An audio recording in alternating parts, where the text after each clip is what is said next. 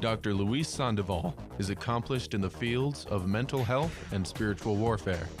A medical doctor, board certified in neurology, psychiatry, and family medicine, he is also a psychiatrist for the Roman Catholic Diocese of Orange Ministry of Healing and Deliverance. Now, Dr. Luis Sandoval. All right, well, welcome to the Clinic Virgin Most Powerful Radio family. As always, I am your host, Dr. Luis Sandoval here, and welcome to another show. Today, I think we have a great show. We're going to be talking about first steps, and first steps can mean a lot of things to a lot of different people. We have to understand what it means. You know, what do you mean by first steps, Dr. Sandoval? Well, we're going to get into that, but first, let's start off with a prayer. As always, here at Virgin Most Powerful Radio, we dedicate our station to Our Lady, so I always like to start off with a Hail Mary. Hail Mary, full of grace, the Lord is with thee. Blessed art thou amongst women, and blessed is the fruit of thy womb, Jesus. Holy Mary, Mother of God, pray for us sinners, now and at the hour of our death. Amen. In the name of the Father, and of the Son, and of the Holy Spirit. Amen. Well, why are we talking about first steps? I got to tell you, there's lots of things that come into mind when it comes to first steps. And really, if nothing else, it reminds us of new beginnings. We take our first steps forward, right? We never say that we're going to take our first steps backwards. But the idea of first steps came to me for lots of different reasons, different conversations that I've had with patients and families that we're going to talk about, and different things that happen in our lives. You know, one of the things that's really important, and some of our viewers know, is that I recently had a newborn son. And, whenever you have a newborn around, you're always kind of looking to see, are they developing appropriately? Are they moving in the right direction? And everybody wants to know, are they, some basic things. Are they sleeping through the night when they're newborn? And then as things move forward, are they, taking the appropriate milestones that babies need to take? And one of those very important ones, I was reminded by our producer, Richard, who sent me a wonderful picture of his granddaughter, Sloan. And she's 6 months old now, and she's about to take her first steps. But what's she doing before she takes her first steps? So Richard showed me this picture, and he told me, wow, look at this. This is what's happening now. Sloan is actually getting up on her own, and she's holding on to the rail. We got to remember that. This is so important because we see this picture in this beautiful baby girl, and she's holding on to her daddy. She's holding on to something. She's going to hold on to something just to stand up. And how exciting is that for us? When we see a new baby, when we know that there's a new life there, and we look at these milestones, why is that so exciting for us? Why do we think that's so cool? Why do we want to see the baby take their first steps? We don't think so much about, did they take their 200th step, right? But whenever they take their first steps, are they starting to walk? Well, I think it's very metaphorical. One thing when we see it in actuality, when it's not a metaphor, it is just so cool. I don't know what it is. I wouldn't be able to say exactly, but, for everybody. But for me personally, I see a baby take their first steps, and we know that that is a sign of maturity. We know that that's a sign really of the brain wanting to move forward, wanting to develop, and wanting to grow up really at the end of the day, and it happens so early in life. We start to sit up, maybe pull ourselves up at 6 months, and hopefully we're taking our first steps by a year old. But those first steps are so important. We see a baby take that first step, and we see them wobble a little bit. And even before that, just like the picture that Richard sent me of Sloan, it was just so endearing. It's so endearing because we see the baby just starting to stand up on their own. And for parents, this is exciting and a nightmare all at the same time, because it's so exciting to see the baby get up, and they're using their own strength to get up and hold themselves on a table, to hold themselves on a couch, to shuffle, to coast across as they're moving their hand over hand and foot over foot, and just kind of getting coordinated. We see this in nature too. If you ever see a nature show and a baby's just born, be it a baby calf, a baby lion or something, and they start to move around, and when they're ready and their muscles start to get ready, they start to stumble a little bit, but they're moving in the right direction. I say that for parents, it's terrifying too, because now you have to baby proof, because now you know that as the baby's doing that, and now they're moving on their own, there's a whole lot of dangers out there. Those first steps are exciting because we know that they're developing, they're moving in the right direction. But now I want to make sure that as that coffee table that they're holding on to, boy, I better soften up those sharp edges. I better put some pillow or foam or something around so that as the baby's developing, they don't hurt themselves on these objects that we have around the house. I better cover up any of the electrical plugs and make sure that they don't put anything in there or put their fingers in there or try to hurt themselves in that way. And we're aware of this. Now, notice that I say I better make the environment safe. I don't say I better get the baby to stop walking, or I better get the baby to not move, because that's not the way life goes. I want this baby to develop. I want them to continue to walk. I want them to continue to hold themselves up. I want them to continue to move. And they're taking these first steps. This is very, very exciting. At the same time, we got to make sure that they're safe. I think of this because I think of a lot of families that have come to me recently with problems with their, not so much for themselves, sometimes it's moms and dads. And what they come to me for is they don't necessarily worry about how am I doing, but they worry about their kids. And some of these kids are adults. Some of them, they say, I worry because my kid got into drugs and I don't know how to help them out. Or I worry because my kid is still living at home and they don't seem to be maturing the way they're supposed to. Maybe they're in their 20s and it doesn't seem like they're trying to get a job. It seems like they're very comfortable. I'm worried that they're not taking those first steps. And how do we help them out? We're going to talk about that a little bit later in the show.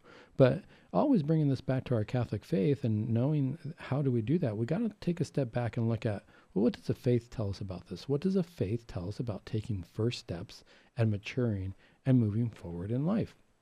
So we are in by the time you hear this, this will be the second week of Advent. And Advent is always such a special time, because as we hear Advent, I always think, as a kid growing up, I always thought Advent, we have an Advent wreath. That's so fun. And we get these 4 candles on there. And I just like lighting the candles. It was just kind of cool to see different colored candles lit, 3 purple, 1 pink. And, every week you get a new candle color. And to me, that was just closer to getting presents. Growing up, it was, there's no question about that. It was, the more candles that are lit, the closer it is to getting presents. But the reality is that we look at the way that our faith is set up and the way that our church is set up and our church calendar is set up. Advent is a new beginning. Advent is the beginning of every church year. It's the beginning of every liturgical calendar. And we start with the liturgical calendar with newness. We start it with a new birth. We start with Advent leading up to preparing for the incarnation. We're preparing for the birth of Christ. This is very, very important. And we need to think about this. How does this relate to my own life? Right? Because as we start Advent, it's new life. It's a new season. And how does this relate to my own life? Well, one of the important things that we got to look at Advent is that Advent happens every year, right? It's a cycle. We talk about the church calendar. It has a beginning and an end, and it starts over every time. Why is that important to us? Because we're going to get multiple chances every time. When we see a baby take their first steps, we think that was it. That was their first step. And I hear a lot of parents lament, I was too busy working. I was too busy doing other things. I didn't pay attention. I didn't get a chance to see my kid do their firsts. I wasn't there when they took their first steps or when they said their first word or when they did these things. And I can't ever get that back. And that's true. Once a baby takes their first steps, that was it. That was their first steps. Once they say their first word, that's pretty much it. They've said their first word. If you were there, that's great. It's such an exciting time. It's great to see those first steps. If you weren't there, the reactions are going to be different. Now, some parents will say, like I was saying before, I feel so guilty because I should have been there. I should have been there to see these first steps take place. Now, remember, sometimes it's the baby's first step, but if you're a parent and you're there, it's going to be the first time you see them take their first step. So it might not be their first step, but let's say that you are an involved parent. And let's say that, gosh, we all have to work. And let's say that you weren't there when the baby took their first step or said their first word. Is that necessarily the worst thing in the world? No, not necessarily. Because as long as you get home and you're paying attention to your child and you're there for them and you're taking care of them, you're going to see them take a step and that's going to be the first time you see it. So it's not necessarily the worst thing in the world if you as a parent didn't get to see it. I know parents feel a lot guilty about that sometimes, but then if you do feel guilty, I wouldn't say that that's a time to shame yourself. It's a time to ask yourself, well, is there something I'm doing? Is it not enough for me to see their next first step? Babies' first steps are always exciting, but if I'm not there, then guess what? Maybe I got to take a first step towards maybe paying more attention to my child. Am I using my time correctly? Am I paying too much attention to work? this is one way we can work in our personal first steps as we move forward. I know that for Richard, it's going to be exciting to see Sloan not just stand up and hold herself on a guardrail, but eventually take that first step with her foot and try to move forward. And then eventually, move on from that and be able to start to say her first words and be there with mom and dad. The fact that, somebody like Richard sends me this picture tells me that he is involved. You get a picture, you might not have been there physically, but do you get excited when you see the picture? Are you excited to go see the child again? As a parent, are you excited to be there for your child? And then, do you get excited to tell other people about it? That's how you know you're there, even if you weren't there necessarily physically. But if you know that there's a connection there, if you know that you are involved in your heart, that's how you get excited. I mention this because part of what I'm seeing is a lot of parents who now feel guilty as their child gets older, because we get the other end of the spectrum. Now, as a child gets older, sometimes we think, when am I supposed to let the child go? When are they supposed to take their first steps on their own? And I no longer am able to protect the environment around them. I no longer have that control. They're no longer holding on to my hands, and now they have to take their steps on their own. And I see them going through life and moving through life in a way that maybe I'm not happy about, or maybe I don't agree with, but there's nothing I can do. They're taking their own first steps.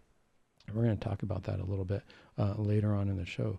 But first, what I wanted to mention was we need to look at our own first spiritual steps. So we're in the Advent season. We're going to incorporate this into our family life. But what does this mean for me personally to be in Advent? Because I want to worry, I want to take care of my children or my friends or my loved ones. But if I'm not ready to take care of myself, I might not be able to do that. It's exciting to see a baby take their first steps, but now I got to ask myself, am I strong enough to take my own first steps with that baby?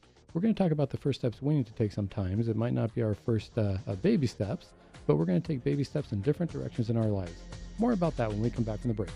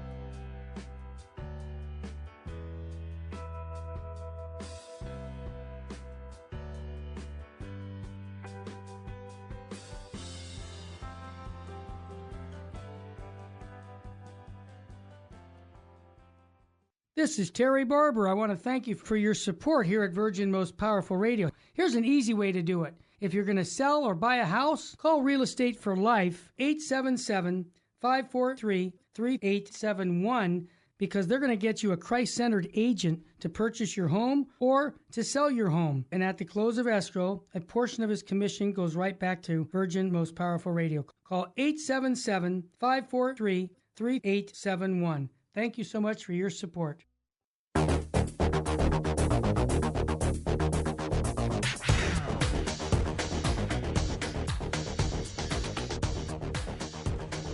All right. Well, welcome back to the clinic here at Virgin Most Powerful Radio. As always, we'd like to thank our listeners, and I always like to remind you, if you have any questions or you have any thoughts for future shows, please let us know. I do have an email address that you can reach me at, and that email address is dr.sandovalvmpr@gmail.com. That's Dr. Sandovalvmpr@gmail.com. There is a dot after the DR. And if you have any questions or you have any inquiries, please let me know. I'd be more than happy to address them. If I don't get back to you right away, it might take a little while just as we shuffle through stuff. But also let me know where you're writing from, and if you want your story to be incorporated in one of our shows, be more than happy to do that. Today we are talking about Advent, and we're talking about first steps in our lives. Christmas and preparation for Christmas is so exciting. It's such an exciting time, especially for kids. And we're talking about seeing kids take their first steps and how that actually rejuvenates us, as grandparents, as parents, as aunts and uncles, as anybody related. We really get rejuvenated when we see that. It's a newness. It gives us new hope to see a new baby taking their first steps. And in our Advent cycle, what we got to remember is that the church really allows us to take our first steps every year and our first steps towards Christ. How do we do that? Because Advent, even though, we're rushing around, we're decorating our homes, maybe we're putting up some lights or some holly or a Christmas tree, and we're hoping that we get some nice, shiny, wrapped presents under the tree. This year might be a little bit different for some people because they might not be able to get together with family if they have to be apart from each other. They might not be able to have those same traditions that we used to have. But that doesn't mean that we can't still prepare ourselves, because every year we say it's not about the presents. It's about preparing our hearts and preparing ourselves to come closer to Christ. We're supposed to be preparing ourselves for the birth of Christ. One thing that I remember from being a kid, one of the traditions we had was our parents would always put up a manger, and my mom would have a stack of hay next to the manger. It wasn't on the manger, but she would have some hay. And we would be able to take some hay as long as we behaved every night before we prayed the rosary, and we would put a little piece of hay on baby Jesus' bed. And as kids, we knew in our household that we were building Jesus' bed, that we were building his little crib, his manger. But the way we were building that is we were building it with our good acts. We were taking those first steps. This is me remembering taking first steps towards Christ at Christmas, if you will. That our mom said, if you didn't behave, you're not going to be able to put that piece of hay. That happened to me once. Let's just say it only happened to me once. And I don't remember exactly what I did, but I do remember the feeling of not being able to put a piece of hay down. And boy, that hurt more than anything else. I wasn't able to go take that step towards Christ and put a piece of hay on his bed, and that was painful. But I knew that it was something I did. I probably deserved it. I'm sure I did. I probably got in a fight with my sisters or something. But the memory is there. The memory of putting that down, making sure that I'm building Christ's bed. Yeah, that was in a manger, but I think we got to do that in our hearts every day. I think as we look forward and we do good deeds, it's like putting a little piece of hay in our hearts for Christ to lay in as we're waiting for him to be born at Christmas time. But this is one of the important things we've got to remember. As I was talking to Richard about how he felt about his granddaughter and, her being able to stand up on her own now at 6 months, he reminded me, he said, gosh, as she's doing that, her dad will just put his hands out and she will reach out and grab one hand and then reach out and grab the other hand and just pull herself up. What a beautiful picture, right? As a baby's moving up, moving forward, we got to remember, we talked about the child putting their hands on a table, putting their hands on a couch or whatever is around them to help pull themselves up. But then there's something very special when we see the parent putting their hands out and the child doing that. What's happening in this picture? I think I related in my mind, it brings me back to putting that piece of hay down for Christ in the manger, because what's really happening, if we're looking at this from a psychiatric point of view, and I don't mean to be nerdy and scientific, but we are at the clinic, right? So we're talking about our spiritual health, our mental health, and our physical health. But from a scientific point of view, in order for a child to do that, there has to be a super element of trust.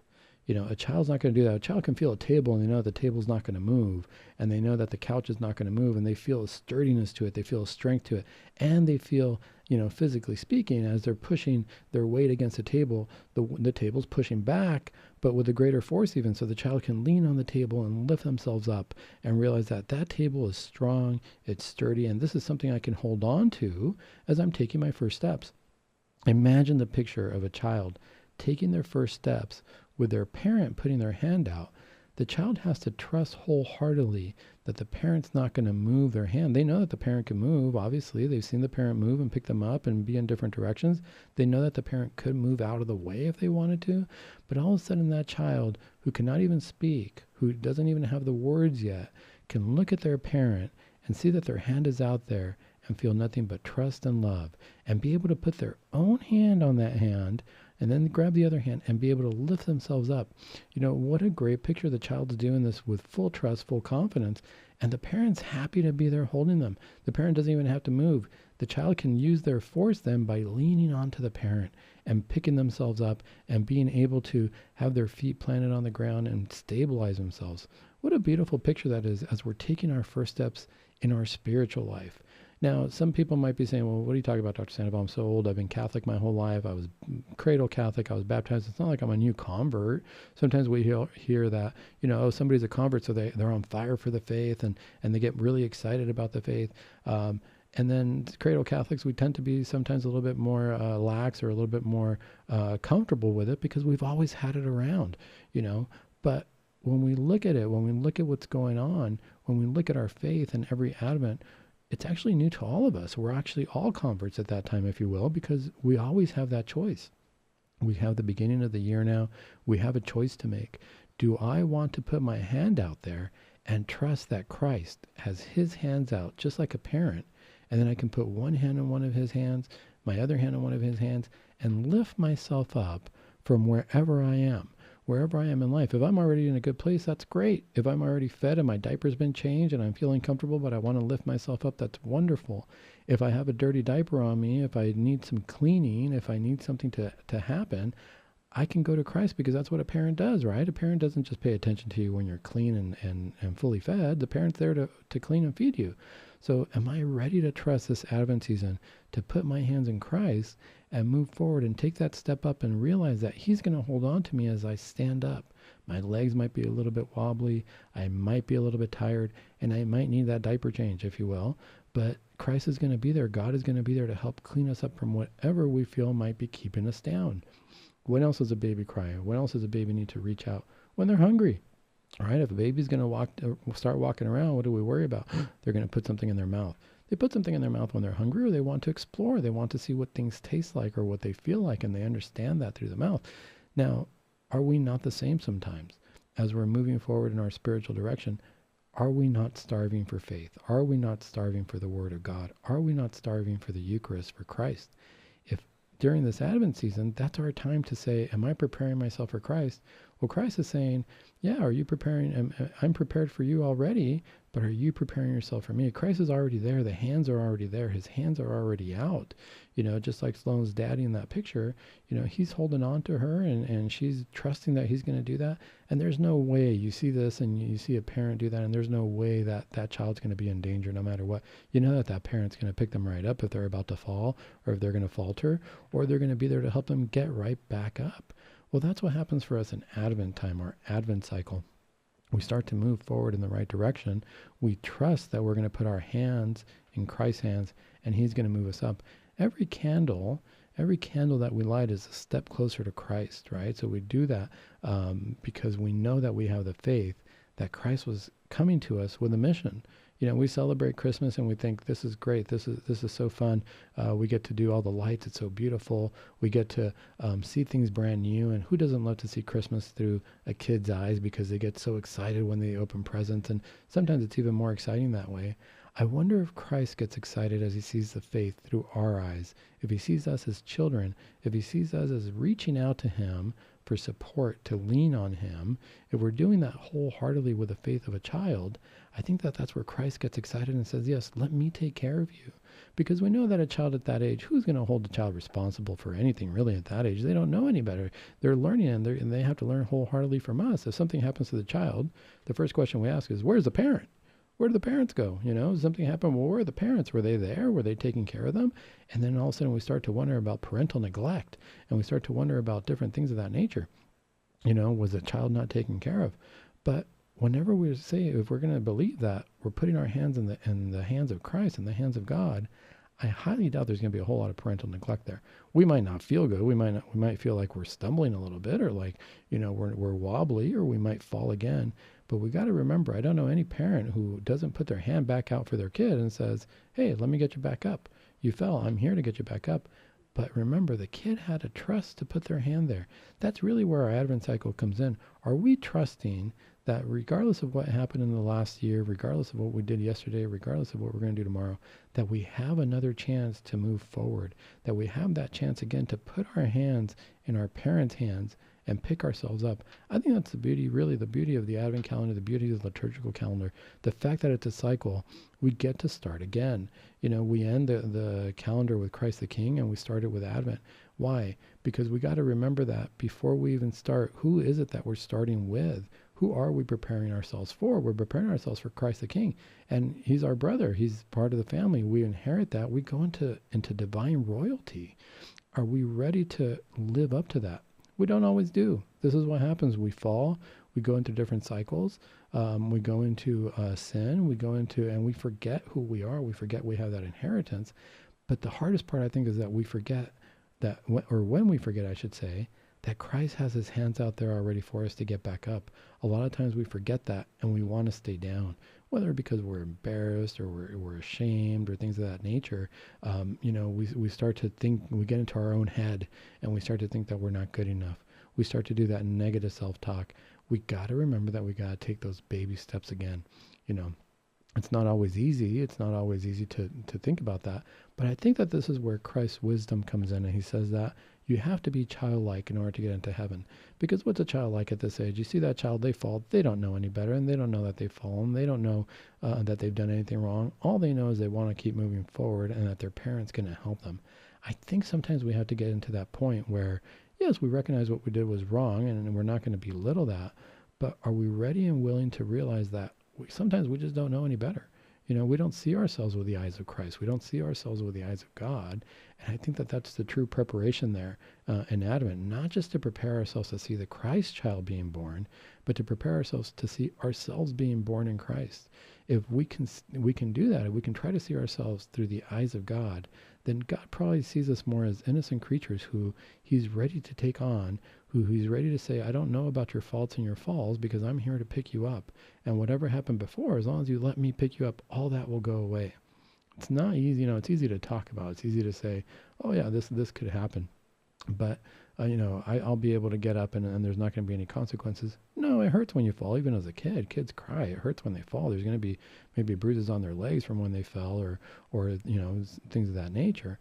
But what we've got to remember is, in spite of all that, Christ is still there. Christ is there to pick us up, to guide us, and to guide us through our fallen nature, and to let those wounds heal. More about that when we come back. When we come back, I'm going to give you some real life stories of patients and different scenarios where I think that we have to remember that even as adults, we have to take our first steps. More after the break.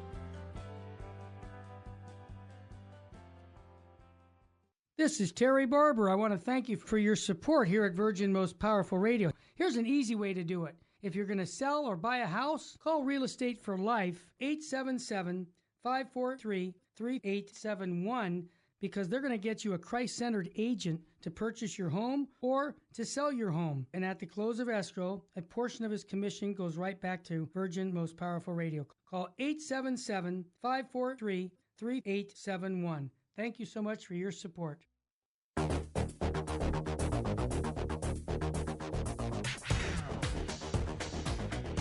All right. Well, welcome back to the clinic here at Virgin Most Powerful Radio. As always, we love to have you hearing our show. Hopefully, you enjoy the topics you're hearing. Always let us know if there's any topics you want to hear about, anything that's going on in your life or in your loved one's life that we might be able to address, and we might be able to address some spiritual, physical, and mental health in the eyes of faith. And if you're so willing to donate, please, if you like what you're listening to, there's a lot of good people working behind the scenes here, and any of your donations, if you find it in your heart this time of year to send our way, we always welcome that. Please look on our website and you can see how to donate, and you can always call us to donate as well. Today we're talking about Advent. We're talking about first steps and moving forward, not just physically as we see ourselves moving forwards and taking our first steps when we're children, but really our first spiritual steps is what it comes down to, because we can't deny that it's all linked. As we move on in life, I already took my first steps as a child, but I'm still taking steps every day, physically and spiritually, and it's all linked. I always say our physical, mental, and spiritual selves are happening at the same time. Sometimes we like to separate them, but they're happening at the same time. If I'm taking steps in the right direction, if I'm taking steps going to good places in life, then guess what? I'm taking spiritual steps as well. If I'm taking steps to go into negative places of ill repute, places that I know are not going to build me, I'm taking spiritual steps in that direction too. I mention this because most of the time what I get is a lot of grieving parents who worry about what their children are doing. And these are adult children. I'm not even talking about, newborns or elementary school. I'm talking about, parents later on in life who are now looking at their children in their 20s, 30s, even 40s, and they feel like their children are just in a bad direction. But as parents, we never stop being parents. It doesn't matter how old our children are. It's an interesting dynamic. We're always, our parents are our parents, no matter how old we are. And when we're in our parents' presence, it's normal to feel like kids again. A lot of people during the holidays don't like to go back home because they say, oh, my dad's always doing this, and I always feel like I'm, 7 years old again. And, the parents are the same, even if the parents are older and they say, oh, my kids come home for the holidays, but boy, they're old and they still haven't figured it out and I need to tell them what to do. It's not necessarily a bad thing. We got to ask ourselves, where does that come from? What it really comes from is that the relationship from parent and child never changes. We can look at that no matter how old we are. The parents are the parents, the children are the children, and that's the relationship that we have, and we're going to affect each other in that way our whole lives. It's really a supernatural relationship that we have, not just physical, where how we relate to each other will always be parent and child. Hopefully it's a healthy relationship where as the parents get older, they realize that the children have to make their own decisions, and that they hopefully are there just to guide them and not necessarily try to run their life. And at the same time, from the child's perspective, hopefully they realize that the parents have gone before them and they respect the fact that if the parents are telling them something, there's probably a good reason for that. There's the voice of experience, as we say. And whatever our parents are telling us, whether we like to hear it or not, probably has some grain of salt and a grain of truth. It's important to decipher that. But why do I mention this? Because a lot of times parents worry about their kids, and I've had some cases where, they had every right to, their children. There's one case where a child got into drugs. She was a young lady, and she got into drugs. She was in her 20s, now in her mid-30s. And due to the drug use, not only did she get into drugs, but she became homeless. She started following these drugs so much that she became homeless, and her mom was always worried about her, always trying to find her, always trying to track her down to see where she was. And she didn't know what to do. And she said, I don't understand. What am I supposed to do for my daughter now? She's out there. She's homeless. I feel helpless. I'm her mom. I feel like I should do something. I feel like I'm responsible for her. And every day of my life, I think about her. Every day, my child is lost. She said, it's almost like, even though she made these these choices herself. She chose to do drugs. She chose to become homeless at that point. And we can look at it as a mental illness. A lot of times people have issues where they say, drug use, they're 100% responsible. Other people will argue it's a mental illness. I'd say it's a little bit of both. There is some mental illness to addiction, but there also is a sense of responsibility because if the person doesn't want to stop using drugs, nobody can stop them. But at the same time, this mom was telling me, even though she's done this and she has choices to make, I feel like somebody's kidnapped her. I feel like she's being guided by something different. I feel like the steps she's taking are not her own. This is not my daughter. She would not move in that direction.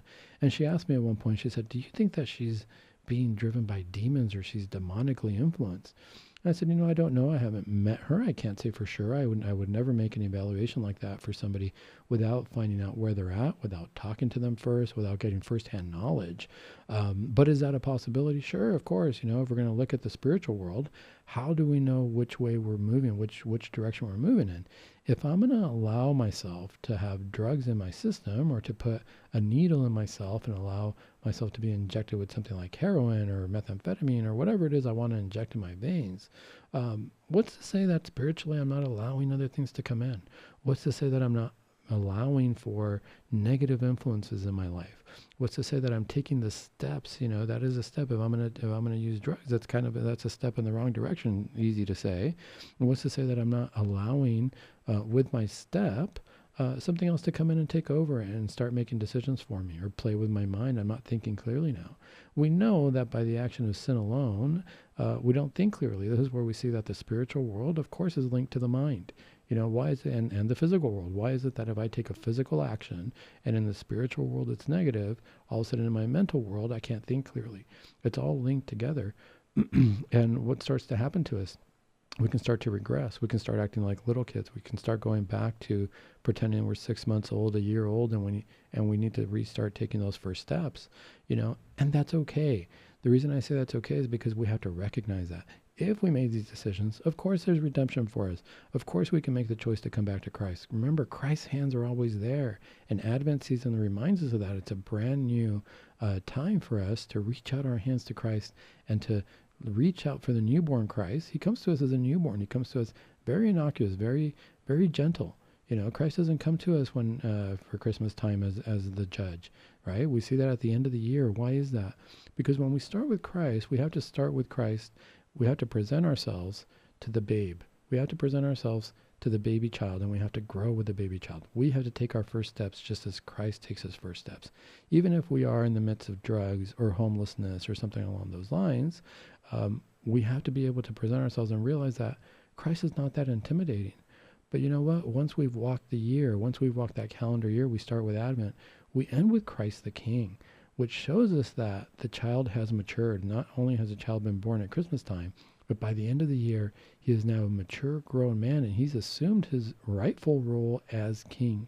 Are we walking with him and recognizing that? Because if we are, it doesn't mean that we're not going to fall. It means that I have to recognize who I'm dealing with. And I realize that at first I'm going to take my baby steps, and Christ allows me to do that. But then by the end of the year, I better be mature enough to deal with the king. I better be ready to say, yes, I have a certain responsibility, but you are the king. And ultimately, I throw myself at the mercy of the court. And hopefully God's mercy will be there, or hopefully we will recognize God's mercy, because God's mercy is always there. We need to recognize that. Have we taken the steps to do that? One of the problems is that we regress. For that lady, I hope that her daughter ends up being okay. I hope that someday she decides to stop using drugs and get some help and not be homeless and move forward in that direction for her. But we pray for her, because at the end of the day, even if she's not taking those steps, sometimes we can ask Christ to help her recognize those steps, or to help her reach out that hand to him. There was another case that was important, because, that's an extreme case. It's very obvious. If my daughter, my son, my loved one is doing drugs and they're homeless, it's a very, very obvious case. But what about the more subtle cases? What about the cases where we say, my son is still living at home, and he's living at home with his girlfriend, and they have a kid, and he's 35, and he's 35 years old, and now that he's at home, he hardly pays any rent. He's not really paying rent, and he kind of has odd jobs, and he keeps saying that he's going to move out and he's going to get his own apartment. I don't mind him being home, except for he wants to tell me what to do. He's not responsible with his kids and his wife, and we're not getting along. And he's getting too comfortable not paying rent. And some months he even tells me that he can't pay because certain bills came up, and he's got to feed the family, and he's kind of doing odd jobs, and he can kind of move in the right direction, but he really seems like he's stuck. And one of the things that happens to us is that all of a sudden we get stuck in that situation if we allow ourselves to do that. And as parents, to what point am I responsible? There's a lot going on in that scenario, because the first thing is the parent was telling me, I want them to move out. Okay, I want them to move out because this isn't working out. And I just don't see my son maturing. I don't see him moving in the right direction. So this is the hard part. This is where it gets hard for us as parents. And we say, okay, well, did you set any ground rules? Did you tell him that if you don't do such and such, then you can't stay here? Well, I did, but I feel bad because it's my son, and he's, how do I kick him out? Well, then you got to ask yourself, are you really holding steadfast to those rules? Are you helping him out? Because if he's regressed, if he's at the point where you notice that he's childlike, because now, even though he has his own family and he's in his 30s and he's living at home, he's not really taking responsibility for his family. He's still depending on mom and dad to kind of pull up the weight, to really help him out and to kind of make up for what he's not doing. He's got a roof over his head that he's hardly paying for, and he's not really motivated to get a job at this point. But I think that sometimes we're setting up that scenario. It's okay at that point if you decide, these are the rules and this is tough love, because all of a sudden he's regressing to a childlike state where he says, yeah, I have a family to take care of, but I really want mom and dad to take care of me too. I want to put on those diapers again. I want to be fed again. I want to be taken care of again. And I don't want to have that responsibility of having to reach out my hand and lift myself up. This is where as parents, we have to decide, well, if I'm going to set the ground rules, I'm going to set the ground rules. You can either, at that point, the dad was, well, what do I do? I said, there's lots of different things you can do. I can't tell you what to do. You got to set your own ground rules for yourself. But you can insist on that if there is no rent, he's going to have to move out, or increase the rent to a rent that he would have to pay outside of the house, or really sit down and have a meeting with him and his wife and the children and decide, what is it that we're going to do here? What are the requirements for living in this home? And there's nothing wrong with that, because God also has requirements for us living in his home. We always say that, gosh, you hear those parents say, well, as long as you're living under my roof, you're going to live under my rules. And that's true. I mean, we see that God says the same thing. If you're going to come into this church, you want to live in my house, you want to make it to heaven, there's some rules to follow. This is the first steps that we take towards maturity. There's nothing wrong with setting those rules. It's just a matter of, are we going to follow through? And God always follows through with us. God's not going to let us off the hook. He's going to say, you're regressing, you're acting like a child. You got to get back up on your feet. My hands are here, but you got to make that effort to reach out to each hand and realize, I will support you. More about that when we come back.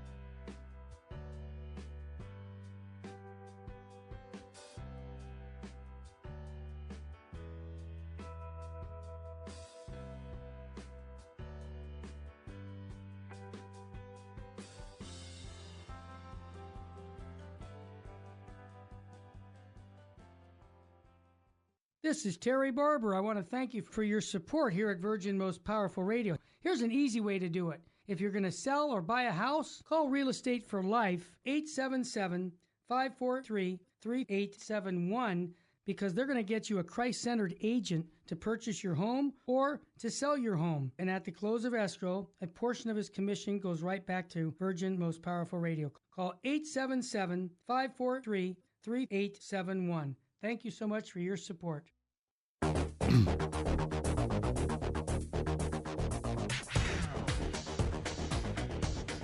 All right. Well, welcome back to the clinic here at Virgin Most Powerful Radio. Thank you for joining us here at the last segment of our show. Today we're talking about Advent and first steps, and really our first steps in our spiritual lives. We're talking about babies and how excited we are at seeing their first steps. We're talking about how for ourselves and our hearts, Advent is a new time for us. It's a new spiritual renewal. It's a start of the year as we prepare ourselves for Christ. And we can start taking our first steps to Christ sometimes. And we say first steps, not because we haven't tried them before, but because every step can be new. And God makes every step new. If we talk about this and we look at it from biblical perspectives, I always like to look at the Bible verses and see, what does the Bible really say about taking steps? And really, Jesus said, what's the first thing Jesus said to his apostles as he saw them there fishing? He said, follow me. And we understand that if somebody tells us, follow me, it means we have to move in that direction. And as human beings, the way we move is by walking.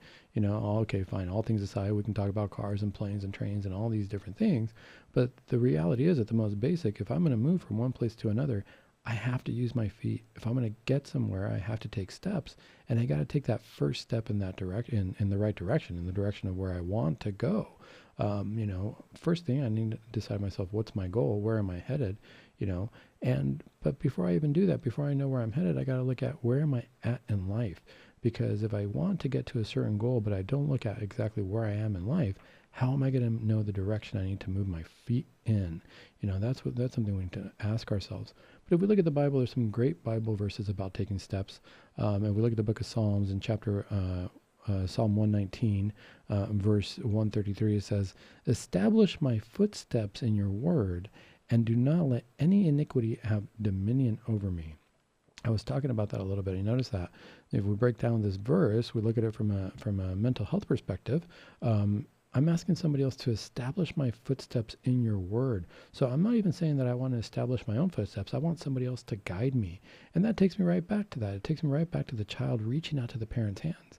Because once we reach out to our parents' hands and we're 6 months old and we're 7 months old and we want to take those first steps, I can move forward. But now it's up to my parents to actually kind of walk backward a little bit and guide my steps.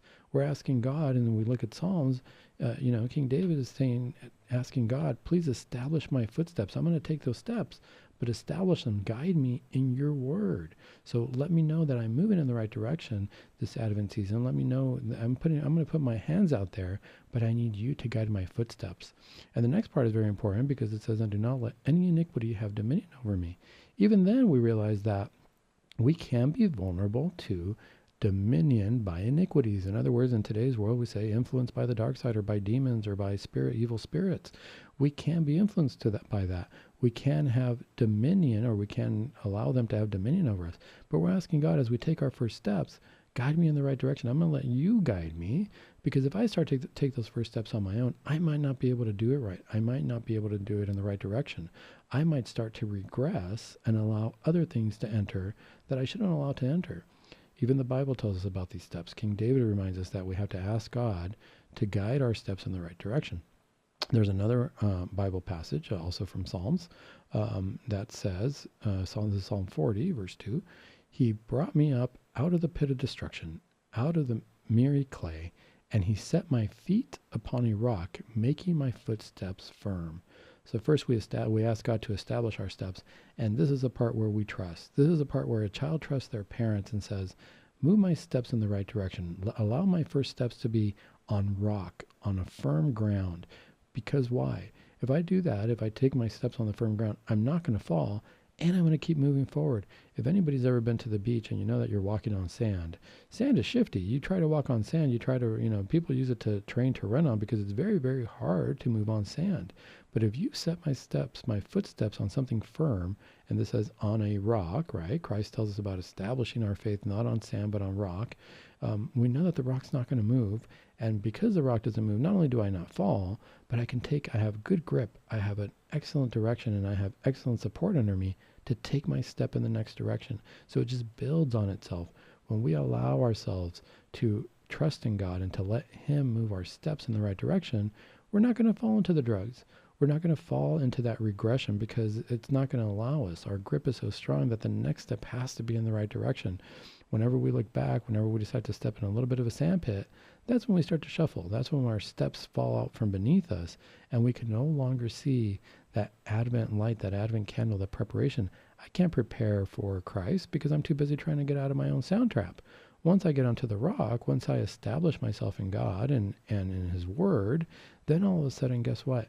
I can start moving in the right direction. I can start recognizing spiritually that regardless of what's going on around me, regardless of what's happening to my children, I'm going to start having faith in my own steps.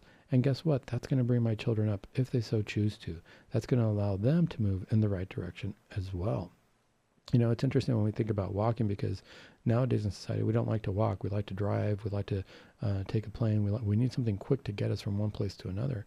But when we walk, we really have to prepare because if I'm going to go on a long walk, and sometimes we call it a journey, right? Our journey to Christ. If I'm going to go on a long walk, I have to prepare myself. I'm going to take those first steps, but I also have to prepare myself in my heart. As I was putting those pieces of hay down for Jesus' bed, it's kind of like saying, if I'm going to take a big journey, I better start making sure that I have a lunch sack. I better have some food, maybe a walking stick, maybe really good shoes, right? So I'd use those pieces of hay to start to prepare my heart in different ways. Those pieces of hay on baby Jesus' bed are a reminder that in my heart, I better have certain things for the journey, like look on the virtues, follow the sacraments. What are the commandments that I'm following? Those are really the tools that I need for this journey. You know, having the sacraments is like having a good set of shoes, right? Having virtues in my heart and following the virtues is like having a good walking stick, something to lean on. We got to remember that as we're taking our first steps to Christ, Christ is going to be there to help us. He's going to get us out of these situations, but we also have to prepare ourselves with the right tools. You know, there's another one that I was talking about before about how when we take those steps, when we see a child take those steps, we get excited. We see that the child's moving in that direction and we want to help them out. We want to prepare the way. We want to guide them. We want to make sure that everything's taken care of, that there's no dangerous corners on the furniture and things of that nature. Same thing has to happen to Christ. He's seeing us take our first steps this Advent season as we're thinking about Christmas and preparing our hearts for Christ to be born. God has to get excited and see us take that first step and say, wow, okay, let's start preparing. You're going to take those first steps. I'm going to start guarding you. I'm going to start making sure that those sharp edges on the furniture are taken care of, that you're not going to fall and hurt yourself, and that you're going to be moved in the right direction. I'm going to move my hands in the right direction so that you can guide your steps. The path might look scary, but as long as you're holding on to my hands, it's not going to be that scary. There's a beautiful, beautiful passage in the book of Job, chapter 14, verse 16, where it says, "For now you number my steps, you do not observe my sin."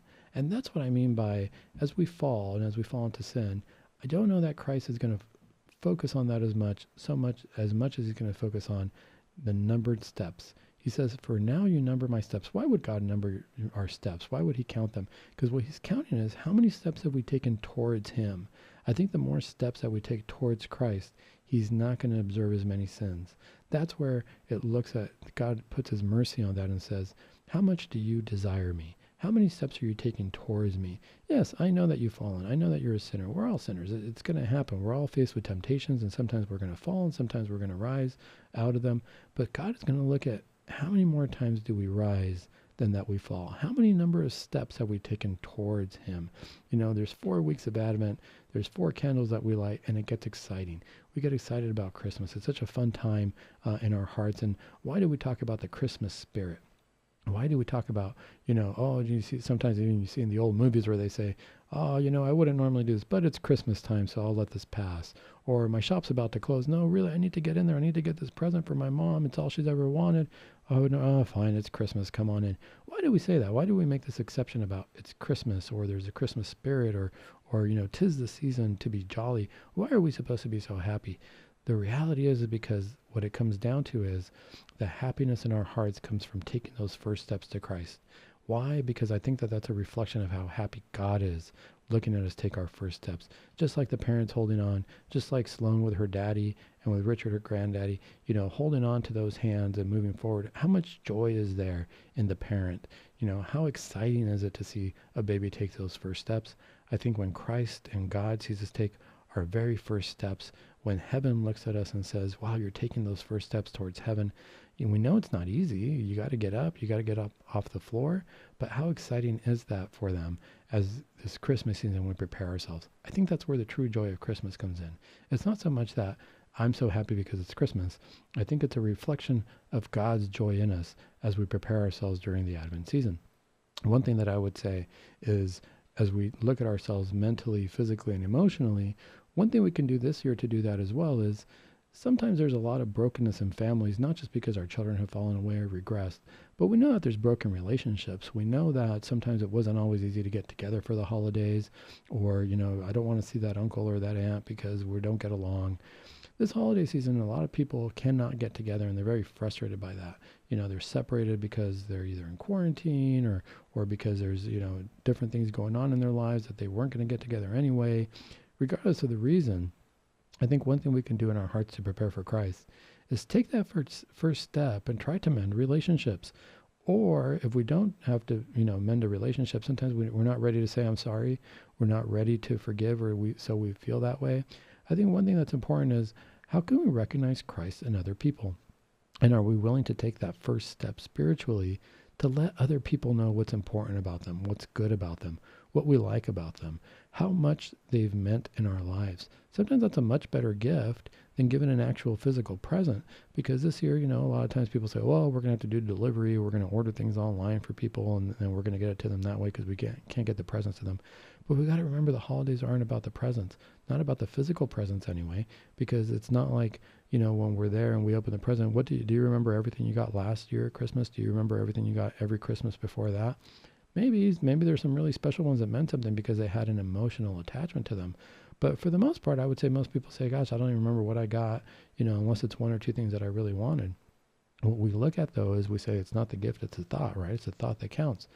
Sometimes if we don't give the gift, can we take that first step this year, this Advent season, to prepare ourselves and let other people know what the thought is in our hearts about them? Can we lend that positive thought and let people know how special they are in our lives? I think that's the most important first step that we can take in mending relationships with each other.